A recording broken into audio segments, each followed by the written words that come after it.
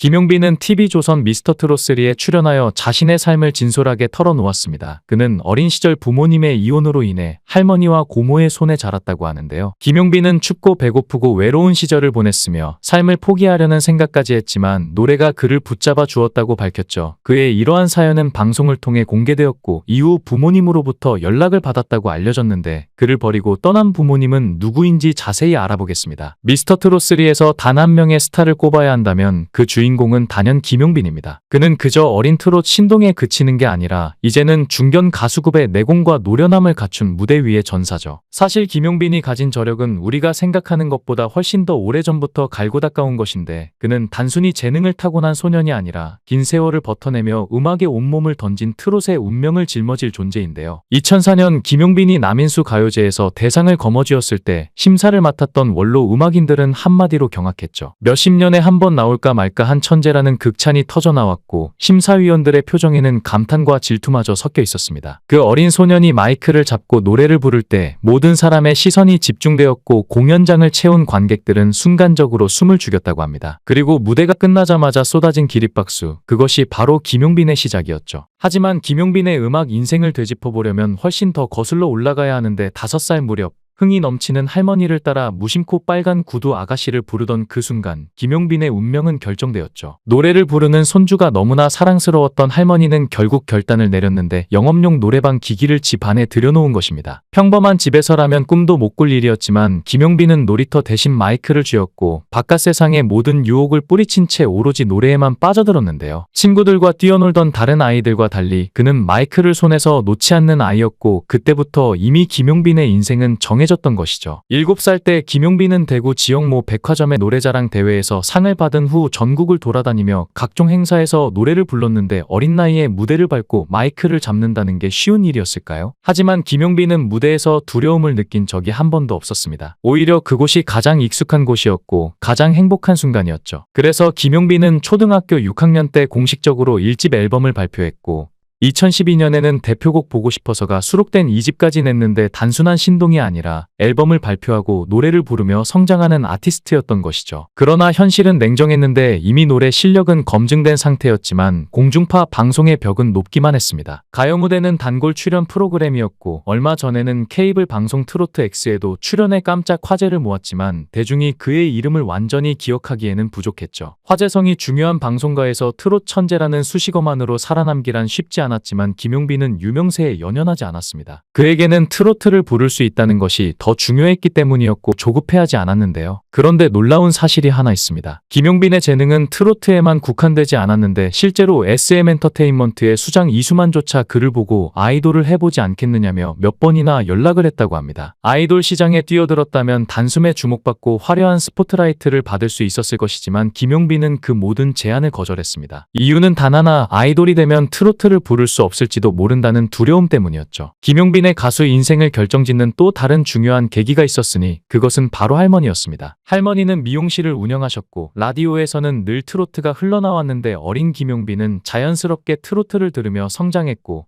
자신도 모르는 사이에 그 노래들이 몸속 깊이 스며들었죠. 어린 시절부터 김용빈은 노래만 들으면 한두 번 듣고는 완벽하게 따라 부르는 신동이었는데 가사가 무슨 뜻인지도 모른 채 트로트 멜로디에 몸을 맡기고 울고 웃었죠. 노래가 시작되면 언제나 그 자리에서 스포트라이트를 받았고 주변 사람들은 경이로운 눈빛으로 그를 바라보았지만 이렇게 특별한 재능이 때로는 김용빈을 남들과 다른 길로 가게 만들었습니다. 평범한 학창시절을 보낼 수 없었던 것인데 친구들이 학교 운동장에서 뛰어놀 때 김용빈은 노래 연습을 해야 했고 변성기가 찾아와 목소리가 갈라질 때 절망을 느낄 수밖에 없었는데요. 이제 트로트를 부를 수 없는 걸까 하는 두려움에 밤잠을 설쳤죠. 그러나 김용빈은 쉽게 무너지지 않았는데 무엇보다도 친할머니가 이루지 못한 꿈이었기에 이를 악물고 다시 일어섰습니다. 그런데 김용빈이 무대 위에서 빛나기 시작할 즈음 가장 소중한 사람이 그의 곁을 떠났는데 친할머니는 끝내 그의 미스터트롯3 출연을 보지 못한 채 병원으로 세상을 떠나셨죠. 할머니의 몸은 점점 쇠약해졌고 나중에는 걸음도 불편해졌지만 그럼에도 불구하고 마지막 순간까지 할머니는 손주를 보겠다는 일념 하나로 힘든 몸을 이끌고 방송국으로 향했는데 했는데 그 모든 것이 할머니의 사랑이었죠. 할머니가 남긴 마지막 흔적은 김용빈의 마음속에 깊이 새겨졌고 결심했습니다. 내가 노래할 때마다 할머니가 듣고 계신다고 생각하자. 할머니를 위해서라도 끝까지 최선을 다하자. 그리고 그 다짐대로 김용빈은 무대 위에서 역사를 새로 썼는데 그의 가슴을 담은 무대는 유튜브에서 폭발적인 반응을 이끌어냈습니다. 단 몇 주 만에 조회수 56만 회를 돌파한 것인데 단순한 숫자가 아니었는데 2,000개가 넘는 댓글은 김용빈의 노래에 울고 웃으며 감동을 느낀 사람들의 증거였죠. 이 시대의 트로트 왕이 등장했다. 이번 미스터 트롯지는 김용빈이다. 이건 단순한 노래가 아니라 한편의 인생이다. 김용빈을 향한 극찬은 끝도 없이 이어졌는데요. 김용빈의 무대를 본 김희재는 한숨을 내쉬며 탄식했는데 너무 늦게 나오신 것 같아요. 아쉬움이 가득한 목소리였습니다. 사실 시즌 1 때 신동부가 있었는데 그때 김용빈이 나왔어야 한다는 생각이 들었다고 하는데 그의 실력을 인정하지 않을 수 없었기 때문이죠. 김용빈의 무대는 단순한 퍼포먼스가 아니라 살아온 세월의 깊이, 흘러간 시간의 무게, 그리고 할머니와 함께한 모든 기억이 담긴 감동 그 자체였기 때문입니다. 그리고 김용빈을 더욱 감격하게 한 건 부모님으로부터 연락이 왔다는 사실인데요. 아버지는 방송을 보고 문자를 보냈어요.